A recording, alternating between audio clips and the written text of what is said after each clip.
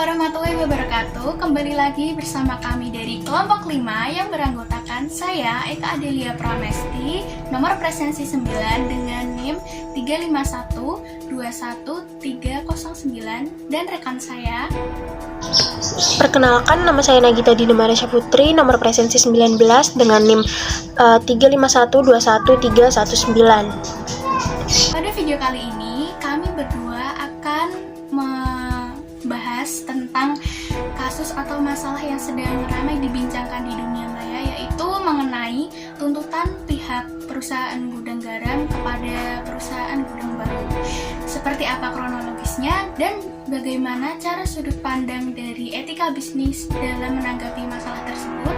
Untuk penjelasan lebih lanjut, teman-teman bisa ikutin video ini ya.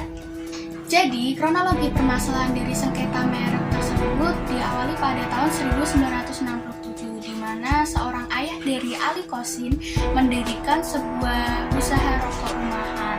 Dan kemudian setelah ia meninggal, usaha tersebut diwariskan kepada anaknya, yaitu Ali Kosin sendiri. Lalu pada tahun 1995, Ali Kosin meluncurkan produk baru yang dinamai dengan merek Gudang Baru. Sebenarnya merek ini telah disetujui oleh negara karena buktinya dia juga memiliki sertifikat untuk merek Gudang Baru tersebut. Nah, setelah bertahun-tahun produk dari Gudang Baru dikenal oleh masyarakat Indonesia, tiba-tiba pada tanggal 22 Maret 2021, pihak dari PT Gudang Garam Tbk mengajukan tuntutan kepada Ali Kosin secara perdata, yaitu selaku pemilik usaha dari Gudang Baru. Tuntutan ini diajukan di Pengadilan Negeri Surabaya. Pihak dari PT Gudang Garam Tbk menilai bahwa cover yang dimiliki oleh Gudang Baru sama dengan cover produk dari PT Gudang Garam itu sendiri. Bukan hanya hal tersebut, dari segi pemilihan corak, pemilihan warna, dan tata letak pun hampir sama antar keduanya. Pada tuntutan tersebut, PT Gudang Garam mengajukan beberapa petitum, di antaranya yang pertama yaitu mengabulkan gugatan penggugat untuk seluruhnya. Yang kedua, menyatakan bahwa merek Gudang Garam dan lukisan milik penggugat adalah merek terkenal. Yang ketiga, merek Gudang Garam dan Gudang Baru bersama lukisannya memiliki persamaan pada pokoknya atau keseluruhan dengan yang dimiliki oleh Gudang Garam.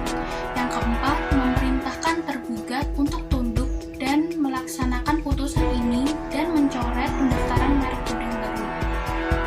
Selain petitum yang dilayangkan oleh pihak Gudang Garam, mereka juga memerintahkan kepada pihak tergugat untuk menolak semua permohonan pendaftaran merek-merek yang memiliki nama serupa seperti Gudang Baru Origin, dan juga Gedung Baru. Setelah kasus sengketa ini bergulir cukup lama, pihak dari Gudang Baru dinyatakan bersalah oleh MA baik secara pidana maupun perdata. Akibatnya, Ali Kosin selaku pemilik dari usaha Gudang Baru dikenai hukuman penjara selama 10 bulan. Dari kasus sengketa merek di atas dapat dikatakan bahwa pihak Gudang Baru telah melanggar etika bisnis terkait dengan haki atau hak atas kekayaan intelektual, prinsip bisnis yakni ATM, serta UU tentang hak cipta. Dengan adanya plagiarisme tentunya berdampak pada perusahaan Gudang Garam yang lebih dulu menciptakan merek tersebut, berupa kemungkinan peralihan minat konsumen dari Gudang Garam ke Gudang Baru. Karena merek Gudang Garam merupakan merek yang terkenal, hal ini dapat dimanfaatkan oleh pihak Gudang Baru untuk menarik konsumen, dan hal tersebut tentunya membuat perusahaan Gudang Garam mengalami kerugian secara material. Saran dari kelompok kami, menjadi seorang pembisnis harus memiliki mental yang kuat guna menghadapi segala macam bentuk resiko yang kelak akan muncul. Selain itu, paham akan produk apa yang akan diciptakan.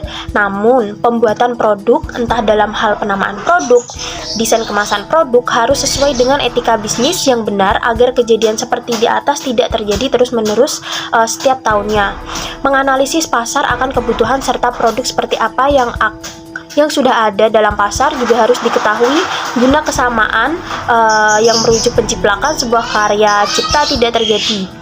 Peningkatan pengawasan dari semua pihak serta pemahaman UU Hak Cipta Merek Dagang juga harus diperhatikan agar sesuai dengan prinsip bisnis, yakni ATM, yang berarti amati tiru modifikasi, bukan ATP, yaitu amati tiru plek persis seperti yang saat ini banyak terjadi. Kesimpulan dari kasus pelanggaran etika bisnis perusahaan gudang baru dan perusahaan gudang garam, yakni etika bisnis terkait haki atau hak atas kekayaan intelektual. Haki sendiri merupakan hak eksklusif yang diberikan suatu peraturan kepada seseorang atau sekelompok orang atas karya ciptaannya. Secara sederhana, haki mencakup hak cipta, hak paten, dan juga hak merek. Namun jika dilihat lebih rinci, haki merupakan bagian dari benda, yaitu benda tidak berwujud atau benda imaterial menurut Saidin tahun 1995. Amati, tiru, dan modifikasi atau ATM adalah salah satu metode populer dalam bisnis yang ada di Indonesia dan juga industri kreatif yang ada di Indonesia. Metode ini bertujuan untuk memberikan peluang bagi bisnis untuk senantiasa menciptakan produk atau strategi yang segar, kreatif, unik, dan juga berdaya saing tinggi. Demikian penjelasan dari kami mengenai pelanggaran etika bisnis perusahaan gudang garam dan gudang baru. Jika ada kesalahan mohon dimaafkan. Wassalamualaikum warahmatullahi wabarakatuh.